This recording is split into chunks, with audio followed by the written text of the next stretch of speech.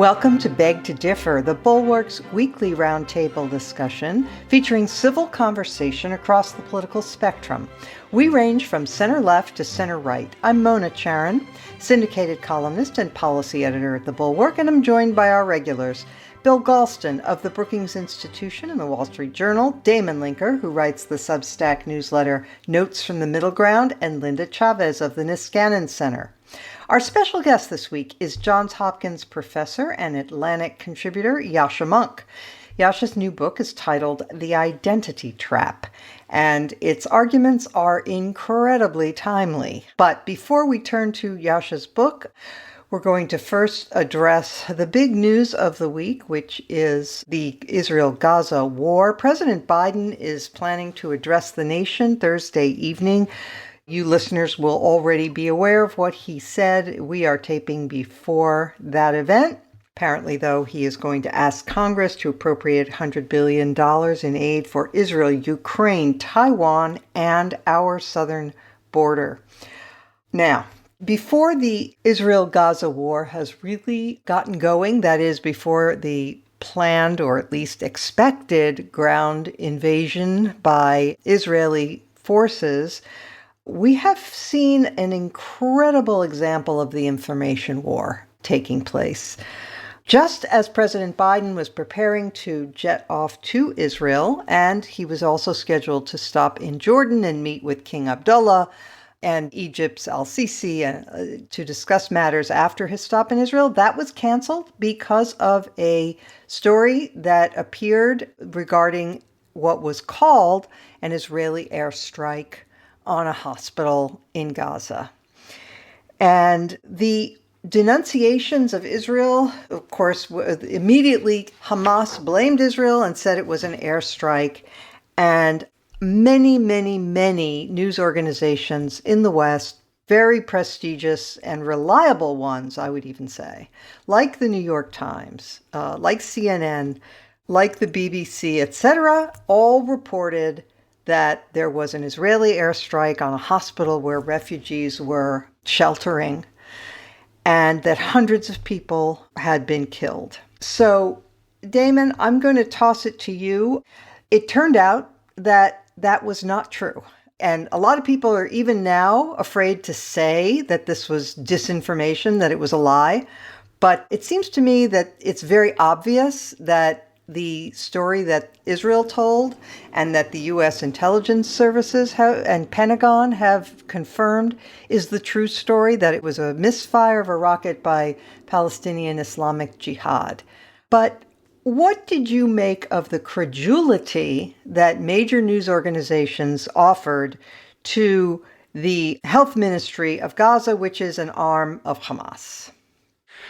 Well, you set it up such that my answer will not be very surprising, and rightly so. This episode was really stomach-turning. I was online, as I often am during the day when this was unfolding, and watching this live on Twitter/X, and I really could not believe the willingness of major, not just like the kind of far-left activists who are kind of trained to just believe anything the Hamas says and will repeat anything they say.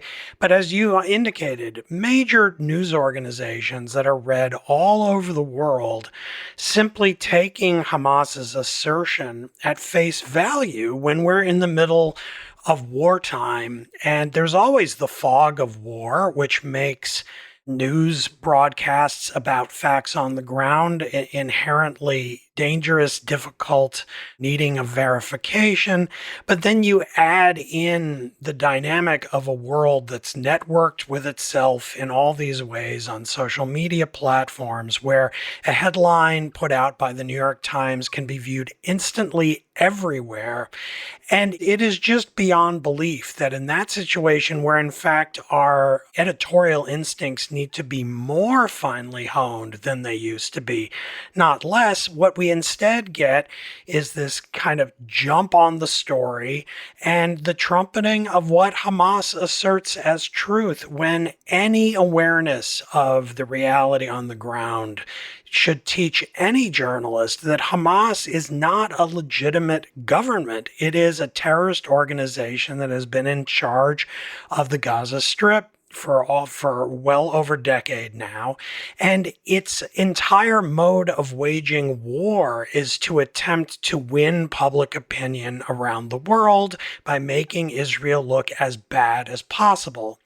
And I mean, I didn't know what to think when I first heard that there was a bomb and went off at a hospital, 500 dead. I remember thinking, wait a minute, this was just announced 10 minutes ago and they've counted bodies? That seems incredibly efficient. How did they manage that? Well, I don't know. Because, maybe it happened actually 2 hours ago and they only got word out now. I didn't know what to think. And I actually tweeted myself something saying, a version of what I just said here about the fog of war and how it's even foggier in the world of social media with propaganda. Is it possible, I thought to myself, that Israel, launched a missile and it went the wrong way and it accidentally hit a hospital and killed a bunch of people? Yeah, I guess. I don't know what to think. But it's so easy, if you're the New York Times or CNN or Reuters or any of the other organizations, to simply say that, to say, reports of a hospital hit, many casualties. Hamas asserts that it was an Israeli missile, investigations underway. Doing it that way is just a slight adjustment in the headline language, but it leaves open the truth, which is that we don't really know what's going on here. You can say that Hamas is making a claim, but you don't verify it rhetorically by acting like it's actually true. And we saw within the hours after the story, there were violent protests throughout the Arab Muslim world. There was a large protest in Berlin that evening, some fires set in neighborhoods of the city. A synagogue was firebombed in Berlin as well. Yeah, this stuff is real. And if news organizations don't take a real hard look at their practices in this situation, we're going to accidentally end up blowing up the world by being sloppy. And, we should expect far better from actual news organizations. They are not activists. Even if some of the people working for them think they are, they should be informed by the people in charge that they are not and shown how to do their jobs, or they should be shown the door. Linda, all governments lie, including the Israeli government. And so their pronouncements should not be taken at face value either.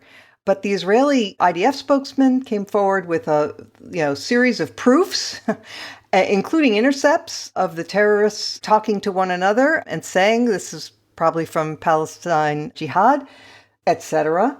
And there is an interpretation. I'd be curious to hear what you think of this. It goes like this. The vicious and horrible attack by Hamas on Israel civilians silenced for a time the natural inclination of so many to think of Israel as the villain and the Palestinians as the virtuous victims in all stories regarding their conflict.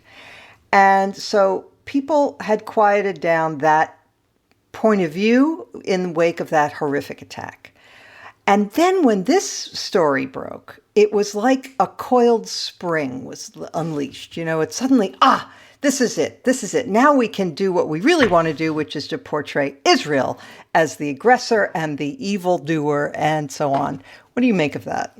Well, I would partly disagree with you because I think there was a lot of response right after the vicious attack on Israel, of people defending Hamas from the beginning. But you're right in terms of the mainstream.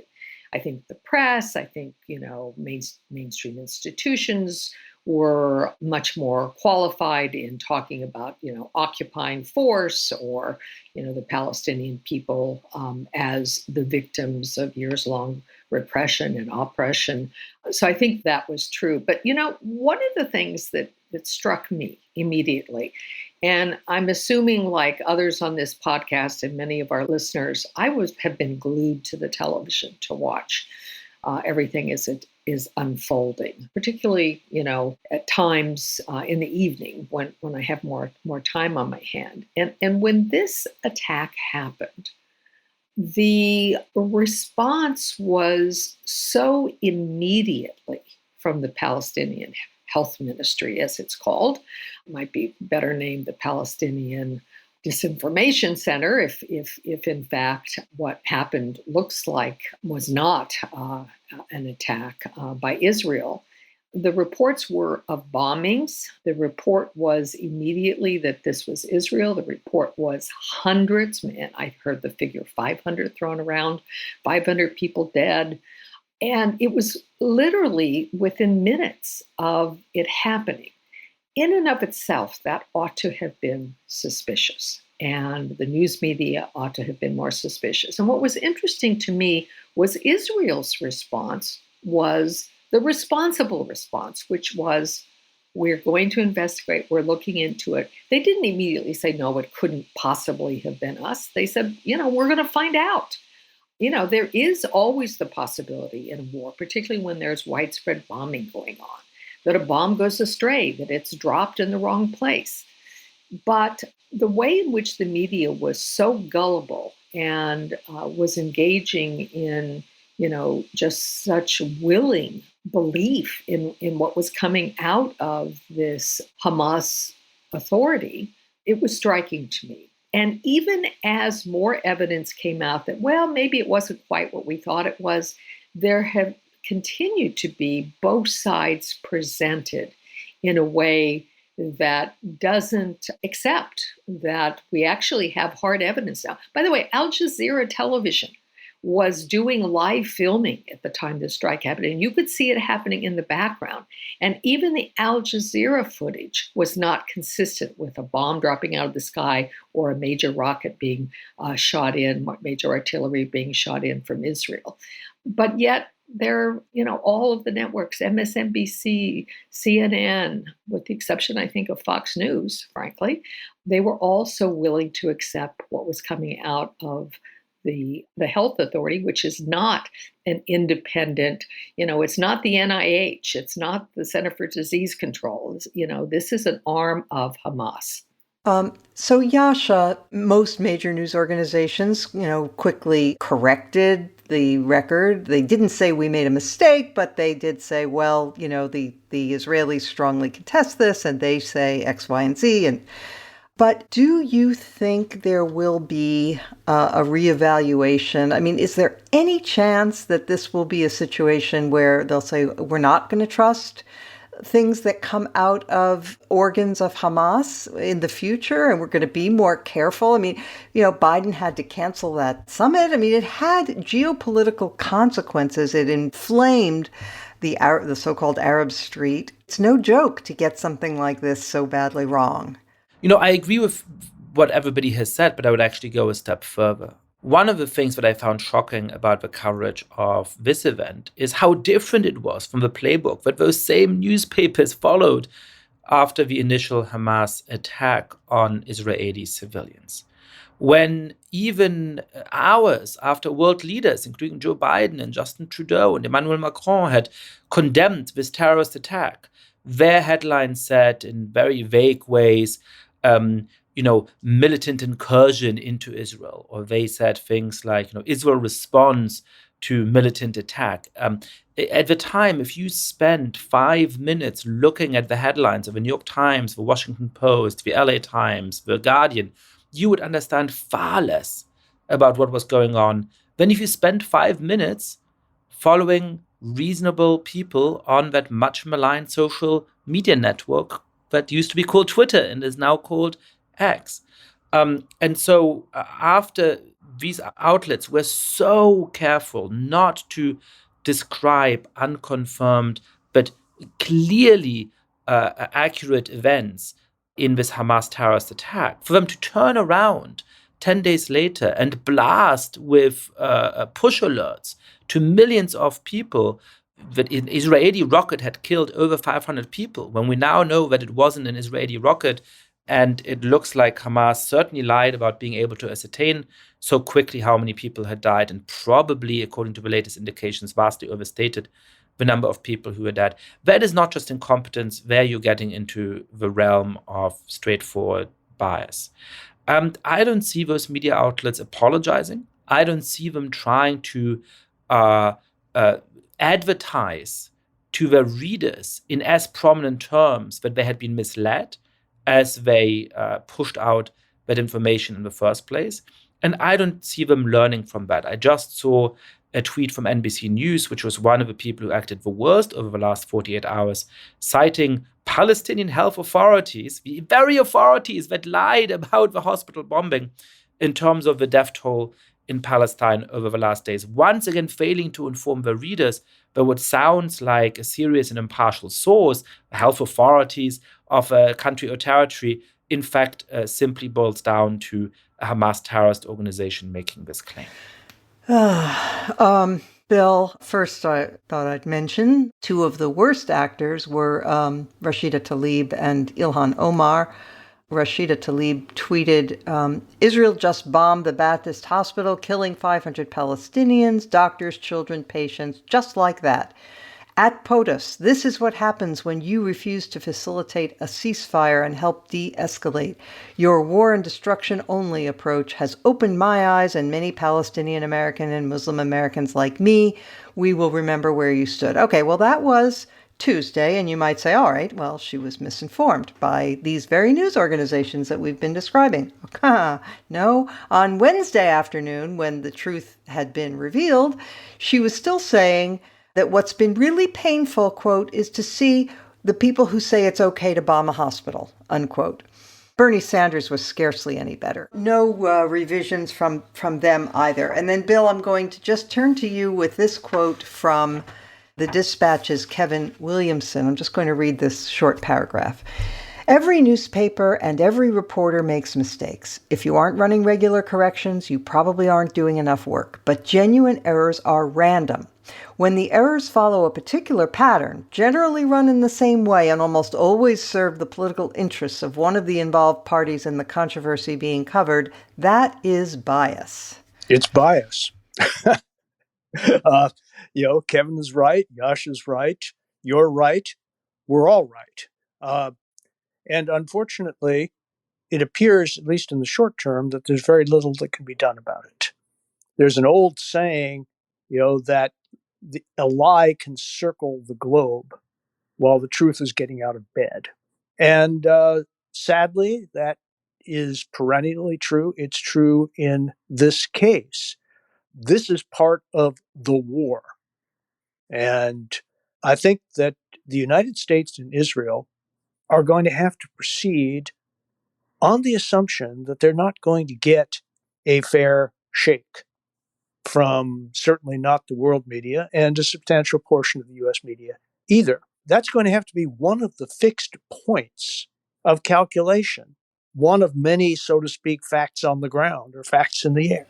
But doesn't that let them off the hook too easily, Bill? I mean, shouldn't they be held to account somehow? Of course they should be held to account. But the point I'm making is that holding them to account as we're doing right now is unlikely to change what we're denouncing anytime soon. Some of the largest and most responsible news organizations, and here I include the New York Times, may well reflect on their errors. The rest won't. And so I'm not relaxing my criticism, but at the same time, I'm trying to take a realistic view of whether anything in the information space is going to shift significantly in Israel's favor while the war is going on or afterwards. And my answer to that question is no. Okay, can I ask you one other quick question about Biden? Sure. Do you think that his going to Israel, showing the energy to do it, giving a primetime speech, which we don't know how that's going to go yet, but he has been kind of magnificent in this whole thing. And yet, so far, polls show that while people do want a vigorous defense of Israel in the United States, they are dissatisfied with Biden's handling of the situation. He doesn't seem to be able to catch a break from the American voters. Well, you're right. He doesn't have a majority, but at least in the surveys that I've seen, his ratings for the handling of this crisis are significantly higher than they are for his handling of most other issues that he's been wrestling with over the past 2.5 years. I do think that the vigor that he's shown on this occasion, the clarity, the emotion, leading with his heart, but not at the expense of his head, I think that's an example of the sort of thing that he's going to have to do pretty consistently from now through next November in order to have a chance of dispelling the impression that regrettably has set in. I mean, the concrete, I think, hardened a long time ago, and he's going to have to blast it open. One episode, a major event, to be sure, is a good start, but it won't get the job done. He's going to have to do this over and over and over again. I frequently quote the old Dale Carnegie saw that you never get a second chance to make a first impression. And first impressions are very, very difficult to budge once they've settled in. Not impossible, but I hope the president's political team understands that this kind of vigor and clarity is an example of what he's going to have to do very consistently, day by day, week by week, month by month, until next November. Look, I am not any sort of Joe Biden cheerleader, but I do think that the impression of him being senile is completely wrong, and I think he's demonstrated that to any fair-minded person's satisfaction. And how many of those do you think are left in the American electorate at this point? I'm not being sarcastic, Mona. No, but it's that old story about Adlai Stevenson. Sir, you are every thinking man's candidate. Yes, sir, but I need a majority. Yeah, I know. And that's a problem with the Democratic Party in general, right? That they have doubled down on the educated and highly educated electorate, which makes them feel lovely, but unfortunately, that is not a majority of voters in the United States or in any other country or democracy, right? I have two other thoughts on these couple of things. But sure. The first is that I'm a little more skeptical about the impact of this conflict on Biden's re-election chances, because even though I think he has handled it very strongly, Trump is going to run with the argument that during his term in office, the world was relatively stable. And during Biden's term in office, we had the humiliating retreat from Afghanistan, we had Russia's attack on Ukraine, and then we had this terrible Hamas terror attack in Israel. That is unfair and it is wrong, but I fear that it is an effective electoral argument. And the other thing I just wanted to say about the media is that one of the stakes here is the credibility of our institutions, right? Yeah. I think that Bill is right that Israel needs to reckon with the fact that its actions are going to be portrayed in an unfair way in much of the world's media, certainly in the Middle East, very likely in Europe, and increasingly in the United States. But for the American political scene, we should worry about how the real screw-up of these institutions is going to further undermine their credibility. And it's very hard for these news outlets to crow about the spread of misinformation in the world when for the last 48 hours, in one of the most consequential moments, they have been the purveyors of misinformation. And that worries me because we need some trust in the media. Yes, absolutely. Such an excellent point. And, look, there are many things that the New York Times, since we've been picking on them, justifiably, but we forgot to say that they ran a photo that was not of the hospital alongside that initial false story. But, the New York Times does many things incredibly well. And the New York Times does need to guard its integrity more carefully. We need them to be reliable. We need reliable institutions. And Yascha, you're so right that for them to complain about disinformation and fake news around the world and then fall for it themselves or purvey it themselves is a terrible, terrible setback. All right, let's turn to Yascha's new book, which is called The Identity Trap. Yascha, thank you for this book. It is so enlightening for people who are trying to get a handle on how certain trends have accelerated over the last 10 to 15 years. You trace it very, very nicely back to the ideas that began to percolate, the post-colonialism and structuralism and the various isms that are popular on campus. And then you talk about how they made a short march through the institutions, through places like the ACLU and the Ford Foundation and Coca-Cola. Tell us about the Coca-Cola training guide. Well, so the ideas I trace in the Identity Trap are generally novel ideology that have reshaped how the left and much of the mainstream think about the world and think about basic identity categories like race, gender, and sexual orientation. And in my intellectual history, I try to trace some of the more subtle versions of these ideas, understanding them before I critique them. But in the way in which they end up being applied to the world, they're often less than subtle. And that certainly was true of this particular training, designed and inspired by Robin DiAngelo, the best-selling author who is a diversity consultant. And in this training, which was assigned to workers at Coca-Cola Company, but also many other S&P 500 companies, one of the slides was ways to be less white. And the ways to be less white turn out to be not reverse racist, but straightforwardly racist. It is things like caring less about perfectionism, about punctuality, about the written word. In other words, this is implying that somehow non-white people are less interested in reading or writing, less interested in being high achievers and being perfectionists, less interested in things like punctuality than white people. It is just repurposing, reclothing the worst forms of prejudice in seemingly progressive clothes. Yeah. And you also talk about the ways in which this basically triumph of identity politics and the identity trap, it poisons the possibility for unity as a country, because it envisions a world in which we will all be ever more isolated in our different cocoons, whether we're African American or lesbians or whatever it is, and give up on the idea that we can ever understand one another, sympathize with one another, or be devoted to something higher than those particular identity groups.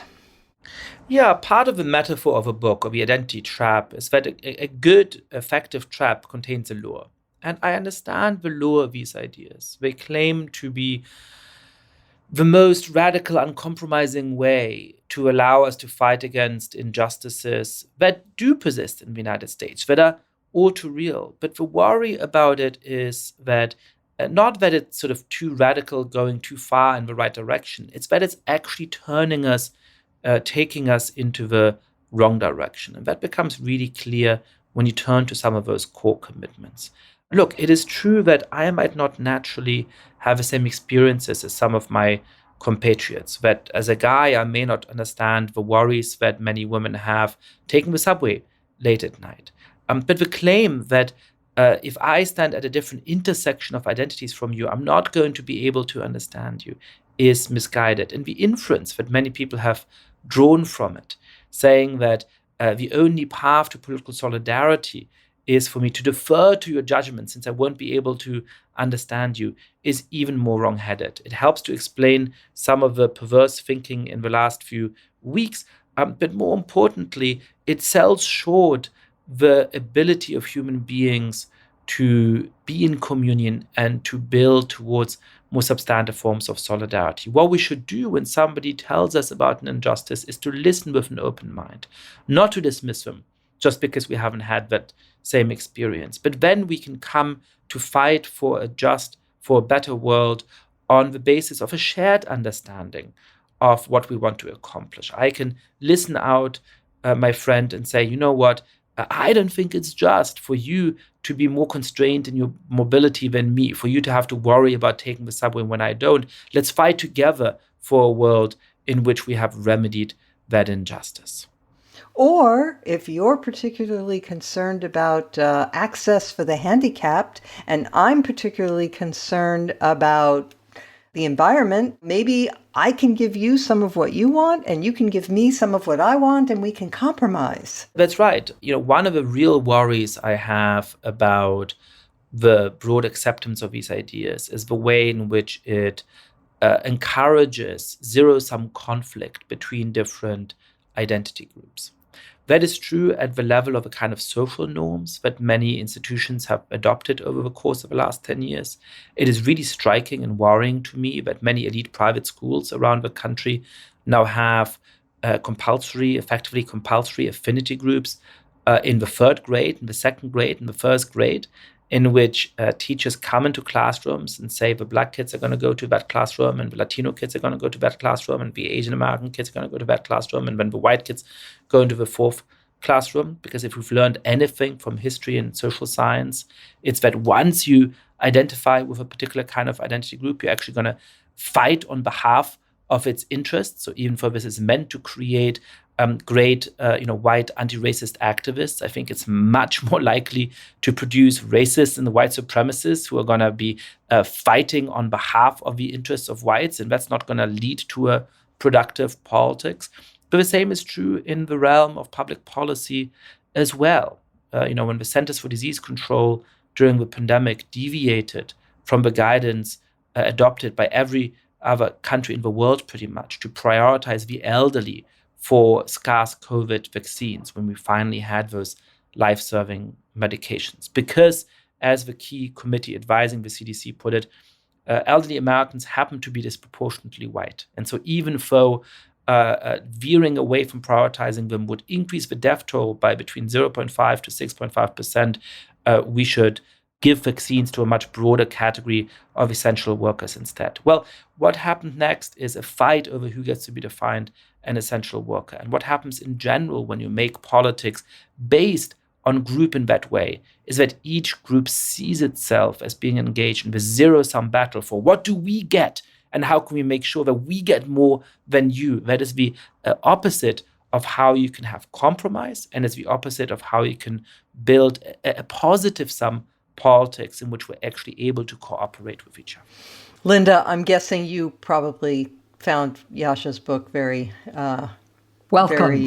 Very welcome. Welcome. Yeah, Yes, yes, thank you. No, it's a terrific book. And of course, I've read Yascha's work now for years. And I one of the things that I find interesting, and he does talk about a little bit, but if I can have the privilege of maybe asking him a question about this, I'd like to get his response. You talked, Yascha, about the fact that the left has for many years, and sociologists and others, academics, have said that race is a social construct. I'm actually quite sympathetic with that point of view. I think race as a biological phenomena lacks the kind of rigor that we usually associate with such categories.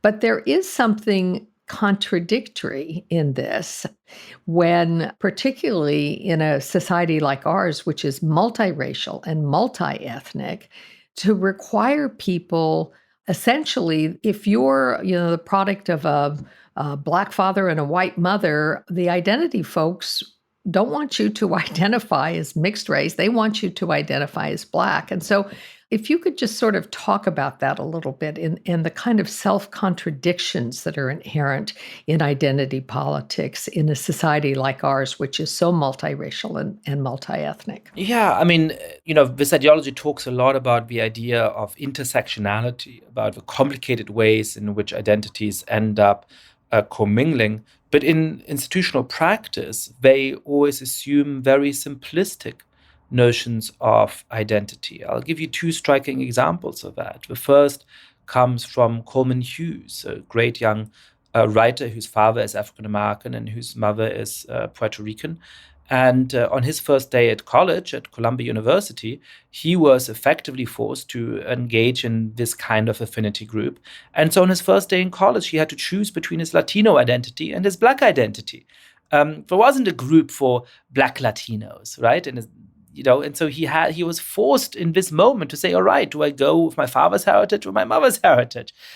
So in institutional practice, this ends up being really simplifying. I have another example which speaks to a concern I have about how easily we've accepted a general pole of suspicion over forms of mutual cultural exchange, how easily the accusation of cultural appropriation has allowed us to shut down forms of cultural activity that I think are actually part of what makes America beautiful. The fact that we all have origins around the world and we're able to influence each other and learn from each other and co-create. This comes from a student of mine who was an intern at the Art Museum of an Ivy League university. And during the pandemic, they encouraged the interns to recreate parts of the artwork of the museum. So she has a Chinese mother, was living at home because of the pandemic, and recreated the self-portrait of a Chinese artist with her mother, a photograph commenting on beauty standards and so on. The director of the museum told her, "Wonderful, you did a beautiful job. It'll go up on the website in a few days." But then she got an email from the Asian American curator at this museum saying, "You committed cultural appropriation. You did a terrible thing. You should have been aware that this is utterly offensive. You're not true Chinese, so how can you do this?" And she wrote back very confused, saying, "I understand. My mother is Chinese. You can see her in this photograph. I consider myself to be Asian American. Why am I not allowed to engage in this form of culture?" And the response was that since her father is not Chinese, he's Latino, I believe, this was not appropriate. In other words, this Ivy League university had effectively applied a racial purity test to whether the student could engage in this form of art. And the problem here is a little bit institutions malfunctioning and doing stupid stuff, but it goes deeper than that, because the moment in which you organize society around identity groups in this kind of way, there's always going to be people who are at the margins of them, who have a complicated mix of identities, or who belong to a minority within a minority, and is therefore maltreated within that group. You will always actually make life harder for a lot of people who do not neatly fit into the boxes that the identitarians want to use to organize all of our society. Bill Galston, you are free to comment in any way you like. I just want to take this opportunity to note one of the little nuggets that's in Yascha's book, that Yale University, speaking of the Ivy League, Yale University employs more administrators than it has undergraduates. You're up, Bill. I want to ask myself what we can learn, from the kind of analysis that Yascha has presented. And I have come up with two conclusions that I find especially troubling. The first is a matter of self-criticism. When I started noticing this stuff on college campuses, I poo-pooed it. I said to myself and to some others, well, this is all happening in the academic sandbox. And, the kids are going to throw sand and move their buckets and shovels around, but it really doesn't matter for the wider society. How wrong I was. And what this tells me is that Gramsci was right. And that for modern radicals, the point is not to seize the commanding heights of industry so much as it is to seize the commanding heights of culture. And through that, you can move the entire society, including the political system. And I find this to be a very dramatic example of that larger truth. And I hope I don't make that mistake again. And I hope all of us will function as a kind of early warning system, since people like us tend to spend more time thinking about what happens on college campuses. The other question I want to pose, and I find this one even more troubling, is why do so many people in positions of authority within institutions, both private sector institutions and academic institutions, yield so easily to this? What are the internal weaknesses that render the leaders of these institutions especially vulnerable to doctrines like this? Yascha's book made me think back to my time as a student at Cornell University in the mid and late 1960s, when it became perfectly clear to me that academic administrators were unwilling to defend the integrity of their own institutions against efforts to silence dissent. Anybody who wanted to speak even mildly in favor of the Vietnam War would probably be shouted down, prevented from speaking. That was an earlier example of what we've seen more recently.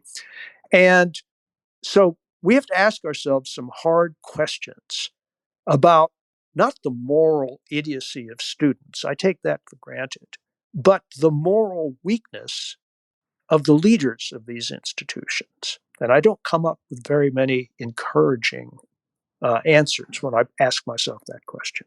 Well, I have two thoughts about that, Bill. The first is that, most harebrained, interesting, but ultimately misguided ideas that originate on campus firmly stay on campus. And so to have the reaction in the first instance of saying, oh, well, college kids are always up to something radical, and, professors of comparative literature always have ideas that are a little strange. How likely is this to suddenly inspire the CDC's response to the COVID pandemic? Not very, was, I think, a plausible instinct. But but when big ideological changes in society happen, they always originate from seemingly obscure and radical ideas. And this turned out to be one of those cases. So I think for people who dismissed this in 2016 or 2017, I have a lot of sympathy. For people who continue to dismiss this now, that we have very strong evidence that this is reshaping a lot of how our society functions, how children are educated in schools, and sometimes how public health authorities act in situations of medical emergency and triage. I think they should face up to the fact that this is a real concern. And then on the second point, this is something that I've been really struck by, just the moral cowardice of many institutional leaders in the United States. And it stands to me in contrast to the experience I've seen, at least in some other countries. In somewhere like France, I have mixed feelings about what the French call Republican values. In some ways, I think they do defend the values of philosophical liberalism I agree with. In others, I think they themselves can be a liberal in certain respects. But I see a really clear contrast where people who are in charge of institutions in France actually deeply believe in these values and are willing to risk their personal interests to defend them because they have a sense of conviction and of mission. And that is something that the French educational system has helped to instill in them. I think we've realized in the last years how shallow the liberalism of a lot of liberals in the United States has been. I'm seeing signs of that improving and changing because as people are threatened by the rise of illiberal ideas, they're starting to rediscover the liberal faith. I think that the events of the last couple of weeks, with some student groups actually celebrating and praising Hamas, chapters of Black Lives Matter sharing posters with paragliders celebrating the people who killed over 250 innocents at that music festival in South Israel. And of course, universities who have gotten into the habit of commenting about everything under the sun, but somehow miraculously choosing to be silent for days upon end after the worst slaughter of Jewish civilians since World War II. I think a lot of people have started to realize, hang on a second, this has gone too far. There's a real problem here and we need to speak up. And my hope is that once they do speak up, once those sleeping liberals wake up to their convictions, things can change relatively rapidly because, thank God, a majority of Americans of all communities firmly reject these ideas. Damon, you could say that the last 10 days have been sort of a truncation of this very point, because when the atrocity first happened and we saw that reaction from these student groups where some of them were outright cheering for mass murder and rape, there were some comments even from some people I like who said, everything that's going on in the world right now, what we really have to worry about is what a bunch of stupid undergraduates are saying, as if that matters. And then, within the space of 10 days, you see it's not just undergraduates. This kind of moral rot has spread into major American institutions, including the press, where they are willing to be useful idiots for Hamas in the matter of the hospital bombing. Am I putting it too simplistically? No, that's certainly true, and it's distressing to see. As someone who's on campuses a lot and works for one, I see it around, and it is distressing. It's real. It's in powerful institutions. Although, I also liked seeing some polling data this week showing that about 3/4 of the American people are firmly on Israel's side here, and among Republicans, it's more like 85%.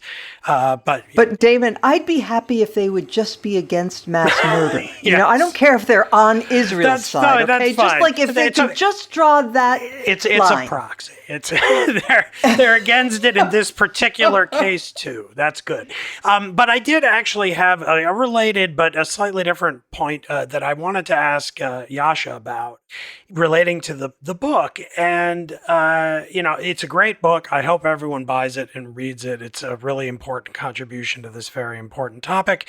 Yascha and I share a background in intellectual history and political theory, so we kind of come at it from very similar points of view, and I appreciated very much the kind of intellectual genealogies that he sketches in the book to explain kind of where these ideas came from. I do have a question, though, about the reception of the ideas, why they've taken root. But I've been struck by noting in say, the last decade or so, the pervasiveness, not just in the United States or even just in Western Europe, but around the entire world, of symbolic identity gestures. I mean, the clearest example is probably the rainbow flag. You see rainbow flags in every country of the world, and everywhere you see it, it is understood universally that this is a symbolic identity expression of homosexual and sometimes trans rights.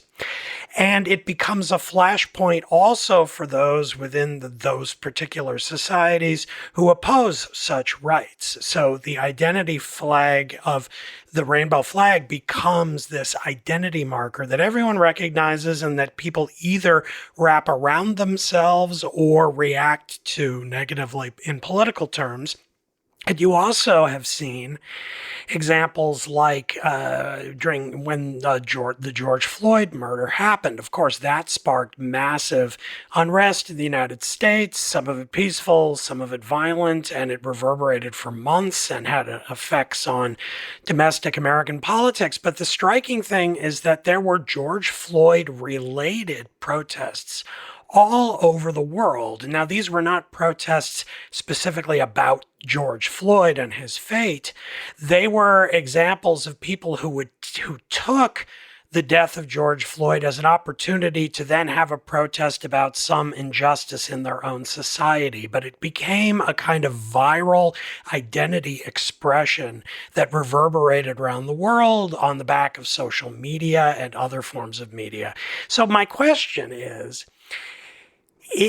there anything beyond the genealogy of this writer writes this book that gets taught in this class, and then the students hear it and say, oh my gosh, those ideas are what I'm going to believe now as I go out into the world, and I'm going to, make a stink at my job at this magazine or in this corporation or this other place. I'm going to use those ideas to kind of change the world. And that's something we need to push back with better ideas. Or is there a kind of sociological base that is making people all over the world receptive to viewing the world as through a kind of identity lens? And if that is true, then what is it? What is it? Technology? Is it the reality of being a citizen in a mass democracy? Is it something about education that isn't just happening on American university campuses, but somehow everywhere? It could be any number of things. And as I said, I don't have like a great answer. It's a mystery to me, but I'm very curious to hear what you think about that. Yeah, that's a great question. Let me say two things about that. I mean, the first is that identity politics as such isn't new, and I'm not opposed to all forms of identity politics.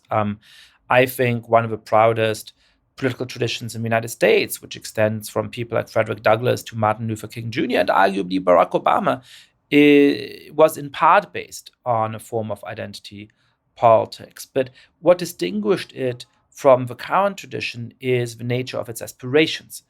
Frederick Douglass called out the hypocrisy of his compatriots in his famous and lovely speech commemorating the 4th of July, saying, how can you talk about all men being created equal when my brethren are being held in chains?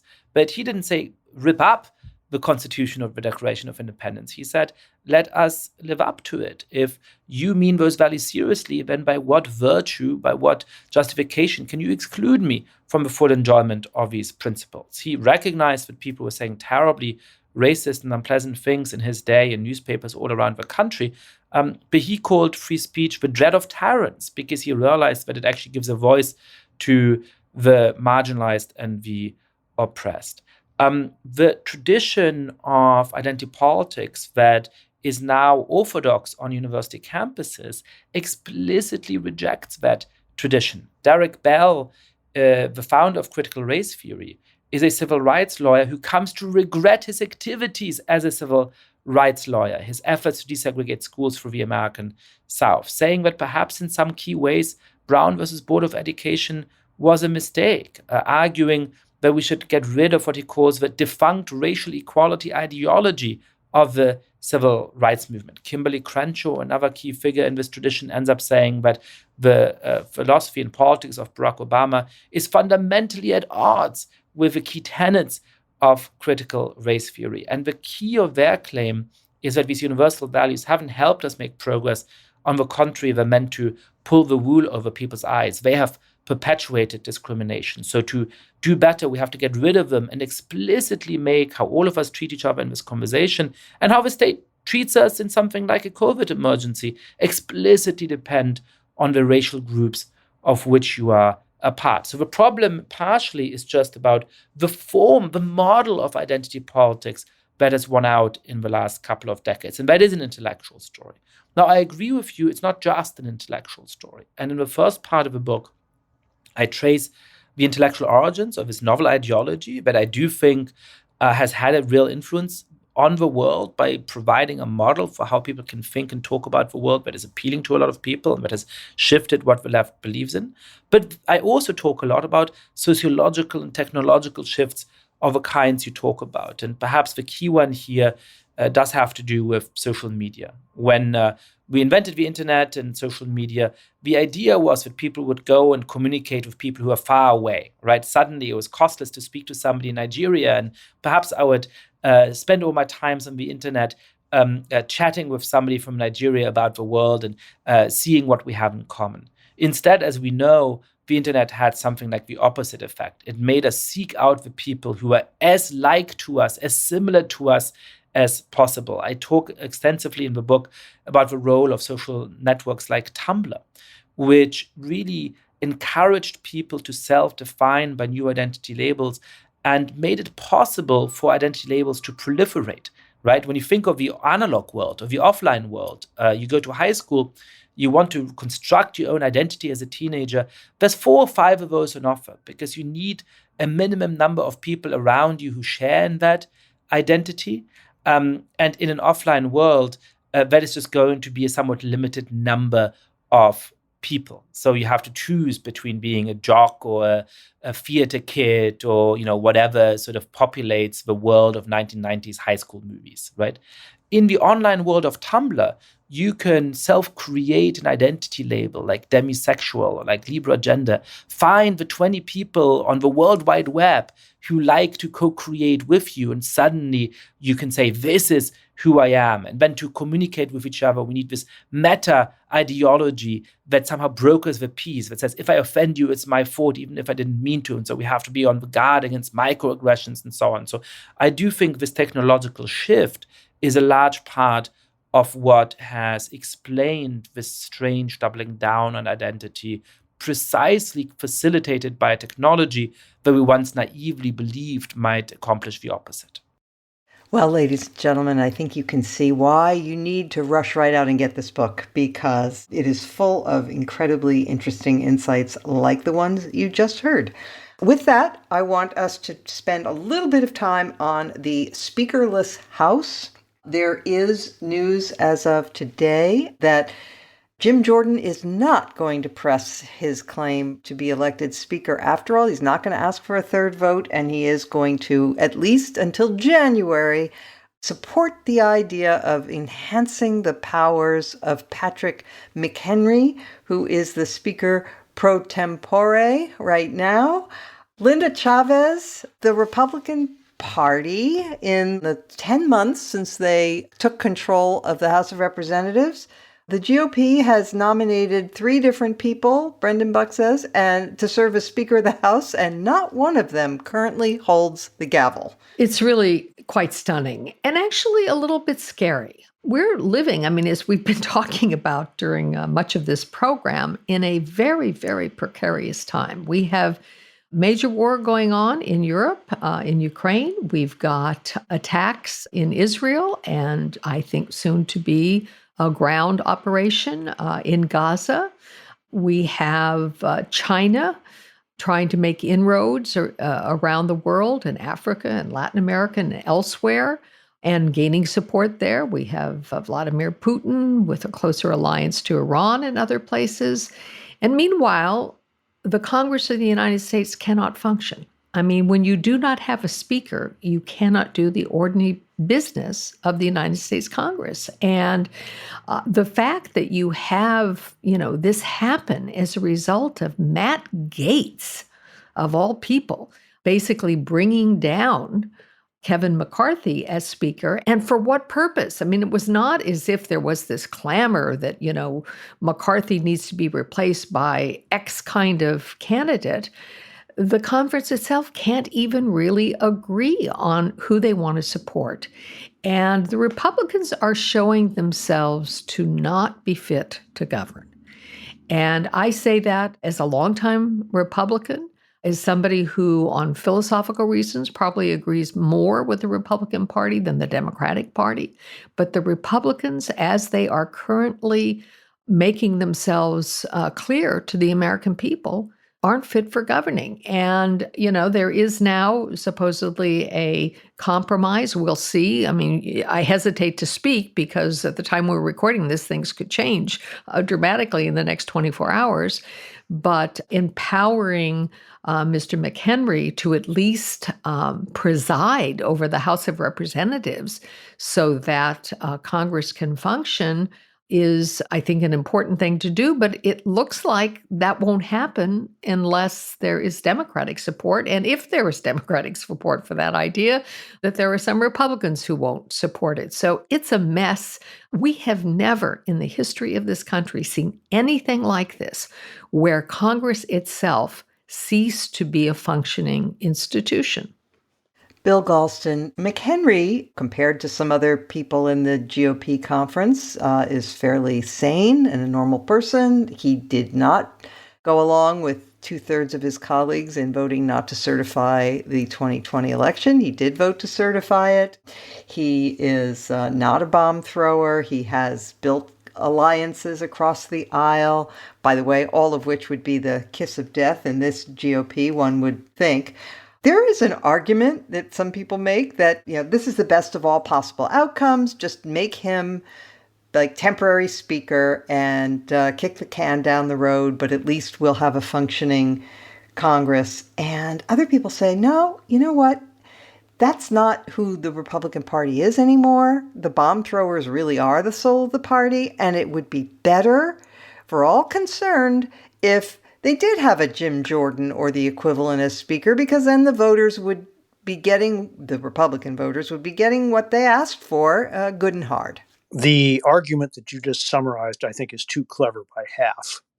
The fact of the matter is that there is urgent business at home and abroad. And failing to address the issues before us is not cost-free.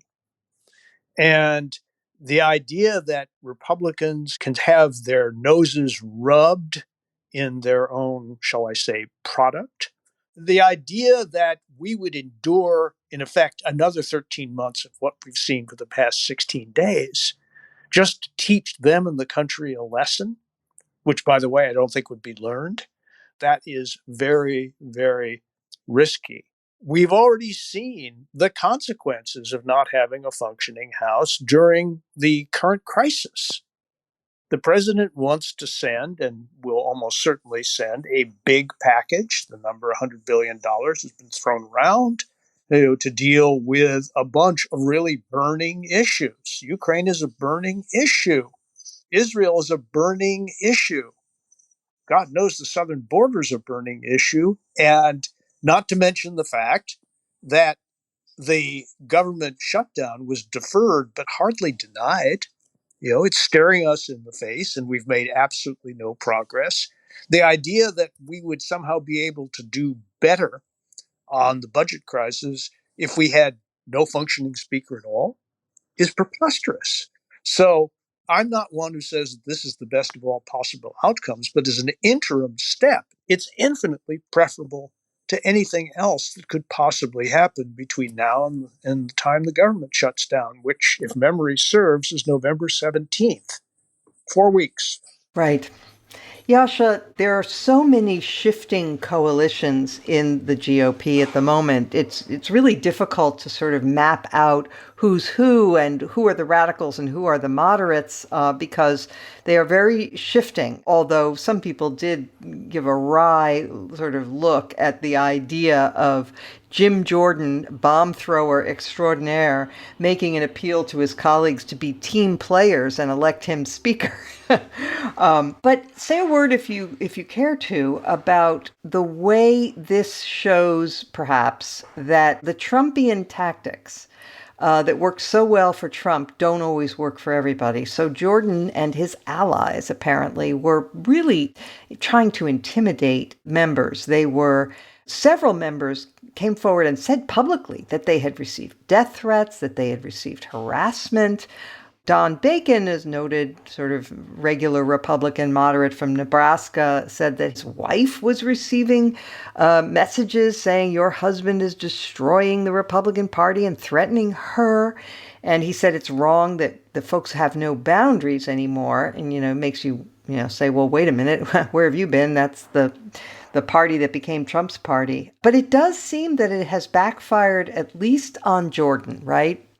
Yeah, it's funny with the speaker stuff. I mean, every Republican House Speaker or minority leader that we've had in, the last years seems so much worse than the next. I mean, by the time that the Republican hardliners are trying to get rid of a current one, you think, oh my God, I hope they keep him because he's so much better than what's going to come after this. So it's a very strange situation where you end up having sort of a Stockholm syndrome affection for the current, Republican about to be ousted, because even though you don't share any ideological affinity with them, and because even though they themselves have been, responsible in a million ways, that it's still better than the alternative that's around the corner.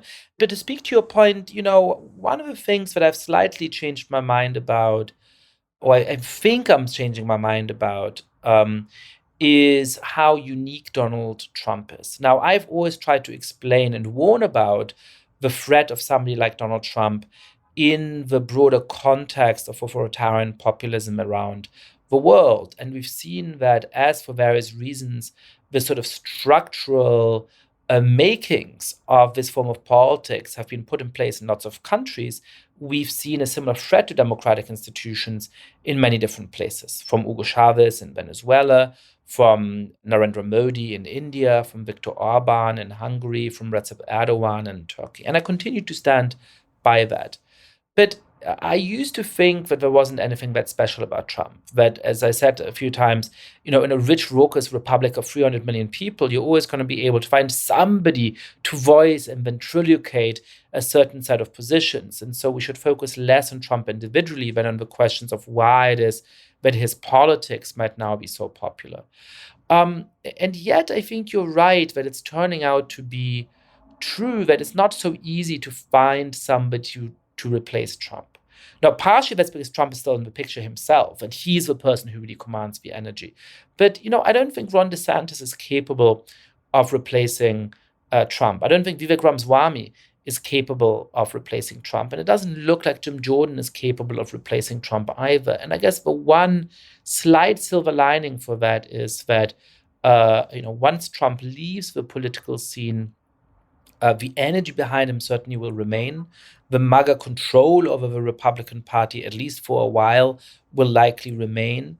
But it may be hard for that movement to substitute him. And that perhaps leaves some kind of opening for our political system to eventually get back to something distantly resembling some form of normality. Damon, a couple days ago, some of us were, feeling that old familiar sense of depression and deflation at the number of moderate Republicans who were suddenly coming forward and saying they were actually going to find a way to support Jim Jordan, and thinking, here we go again. The moderates, they always cave and they always go along with the MAGAs. And it looks like today that did not happen. Is this a good news story? It might be, but I hate to, throw a wrench into the very modest good mood that we're all in about this, because while we have been recording this, the latest news is that the McHenry resolution is not really coming together. A quote from Jim Jordan from, I guess, a half hour ago. We're recording this around 3 p.m. on Thursday. Quote, "We made the pitch to members on the resolution as a way to lower the temperature and get back to work. We decided that wasn't where we're going to go. I'm still running for speaker, and I plan to go to the floor and get the votes and win this race." And so it continues. Who knows? By the time people can listen to this, he may have gone through 2 more votes that he's lost by even more, and he still won't go into the sunset. So I guess my answer to your question is, we'll see. It looks like the moderates are going to have to keep their spines in place for a little while longer as they try to figure out just what the heck they're going to do here. I mean, I am pleased that they've gotten this far. But, they are dealing with what Republicans all over this country have been having to deal with for the last number of years, which is the perennial threat that if they don't toe a line, go along with the ratcheting rightward of the party. And I don't mean that just an ideology, but as we've all sort of indicated, in terms of tactics, willingness to just throw a wrench into the gears and stop government from doing anything just for the sake of making a stand of some kind, to show that they're passionate enough to do that. So whether these 20 or so moderates come from districts where there are enough moderate voters and the configuration of things is such that they could survive a right-wing challenge, and then maybe they say, you know what, maybe there will be a right-wing challenge in the next election, but this is important enough. Securing funding for Ukraine and Israel and other things is worth it. I'm going to do the right thing and stick to my guns and not back down. And eventually we will be able to pass the aid that is needed. And if it means that I'm torpedoed in a few months, then so be it. That's if my constituents are so foolish that they would do that to me, then they can do it. I'm going to do what I can while I'm here. So that's basically what we're asking them to do, which is, believe me, a greater show of courage than Matt Gaetz or any of the others in making a calculation of what will get them on Newsmax tonight for having made more right-wing headlines. That is, I think, more their motivation than it is for the moderates who actually, I think, want to get something done. Thanks for sharing that update, Damon. I just want to say I retain full confidence in the ability of a Republican Party by the time that this podcast goes out to have found a reasonable, moderate compromise candidate like, I don't know, Marjorie Taylor Greene or somebody. No doubt, every time. Yes, as you said earlier, it can always get worse. Arguably, the Speaker of the House with a Republican majority is the very worst possible job, and what sane person would want such a job, which is why I thought Ken Buck of Colorado did have the best line of the week when he was asked why, on one of the votes in particular, he had chosen to vote for Tom Emmer, and he said, "It's because I don't like Tom Emmer." All right. And now it is time for our final segment, highlight or lowlight of the week. And we'll start with our guest, Yascha Mounk. I'm going to go back to the lowlight we talked about at the beginning of the conversation. We need functional institutions that aren't caught by ideology, that are fit for purpose. And so one of the lowlights of the week for me was the failure of mainstream news outlets to report on this war in a responsible manner. Thank you. Damon Linker. Well, I, have read a number of terrible things over the last week about the Israel-Hamas war, but I've also read a handful of extremely good ones. So there's some competition for a highlight this week, but I'm going to fasten on to someone I've mentioned several times over the years here, and that's Matthew Yglesias on Substack. He's written a couple of very good pieces about events in Israel, but I'm going to highlight the more recent one titled Palestinian Right of Return Matters. And if you're an expert on the Middle East, if you've watched it closely for your whole life and studied its history, you probably won't learn much factually new from this. But what's really great about this piece is that Matt somehow manages to talk about this extremely divisive, controversial issue without really, I think, displaying any kind of noticeable bias. Now, I'm sure people will then, say that isn't true. He's clearly has submerged premises that are actually anti-Palestinian or pro-Israeli. But I really think it's a very admirably fair-minded look at and dispassionate way of looking at just the fact that the Palestinians continually over now 75 years are insisting that the thing they want is a right of return to Israel. Matt looks at where that comes from and puts it in the where it belongs in the broader context of refugee claims and how unusual it is for people who are refugees from a war to not seek to be resettled elsewhere, to find a new home for themselves, but to remain where they are in refugee camps or close to refugee camps, and to insist for 3/4 of a century that the only acceptable resolution is to go back to where they fled all those years ago and reclaim their loss. And the fact that this is the difference between saying that if you're pro-Palestinian, that doesn't really mean you're in favor of what would make life better for the Palestinian people. What you're saying is you're in favor of advancing the Palestinian cause, which is distinct from what might be best for the Palestinian people. So if you're interested in thinking through some of these issues, I can't recommend Matt's piece strongly enough. It's very good. Thank you so much. Linda.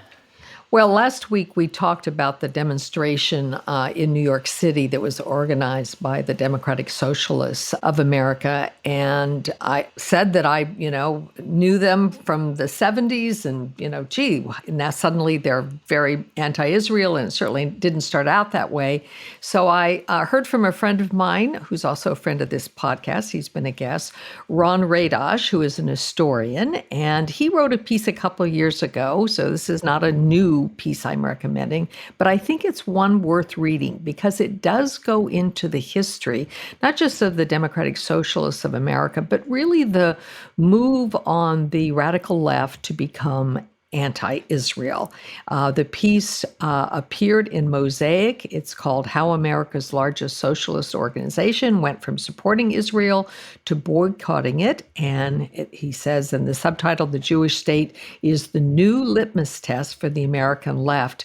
And it was published in December of 2021 in Mosaic. I'll also note that he talks a lot about the 2016 election and the way in which the Bernie Sanders campaign really speeded this along and expanded the influence of the DSA. It's a very good read, and I recommend it highly. Thanks so much. I think my own modest contribution to the intellectual history here, I happened to hear a section of a speech by one of the squad this week, Cori Bush, who was she perfectly encapsulated, I think, some of this intellectual, shall we say, cultural appropriation, because the terms that she was using about Israel, the apartheid regime, and the references to George Floyd, and so on, so clearly shows that some people on the left have mapped U.S. history and our history of racial injustice and so on onto an area of the world where it doesn't apply at all, and it's a completely different history and a totally different story.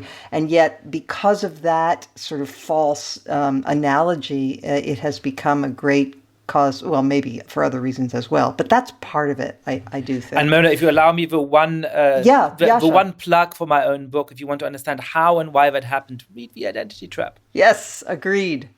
Bill Galston. Well, I have a highlight and then an additional item that listeners can categorize as they choose. My highlight is the extraordinary number of retired senior Israeli military officials who, upon hearing of the emergency, took the weapons that they had in their houses, usually pistols, and rushed to the front line and performed not only heroically but effectively. I think it says something about the nature of the IDF that the generals, the retired generals and colonels, still see themselves as fighters. And I wonder how many senior U.S. officials, military officials, would be as effective in those moments of crisis. Just a speculation, but these stories of heroism, General Ziv, General Tibon, many others have really struck me quite forcibly. Bill, before you get to your next point, can I just interject that Noam Tibon, one of the generals you're referencing, is the father of Amir Tibon, who is a correspondent for Haaretz and has been a guest on this podcast. He had a harrowing experience. He lives on one of those kibbutzim that are right on the border of Gaza, and he and his wife and his two tiny daughters, 3 and I think 18 months, were trapped in their safe room for something like 12 hours, no light, and very little water, and had to keep the girls quiet. So anyway, his is one of those stories, and I just wanted our listeners to know that, yes, indeed, that was our former guest who experienced that. Yep, that was an extraordinary story. And Amir Tibon's, recitation of the story, where he hears his father's voice, and he said, "Abba, Abba." I just burst into tears. Yeah. Now for something that creates in me, something quite different from tears, except perhaps tears of laughter. But it certainly involves me in the exercise of the noblest of human vices, namely Schadenfreude. The past week has witnessed the extraordinary spectacle of Newt Gingrich. Yes, Newt Gingrich, criticizing the radicalism of the extreme right wing of the Republican Party and denouncing them as childish people who are getting in the way of governance. Now, for those who know anything about Newt Gingrich's ascent to power, the ironies are delicious. This is my personal nomination for the funniest statement of the week.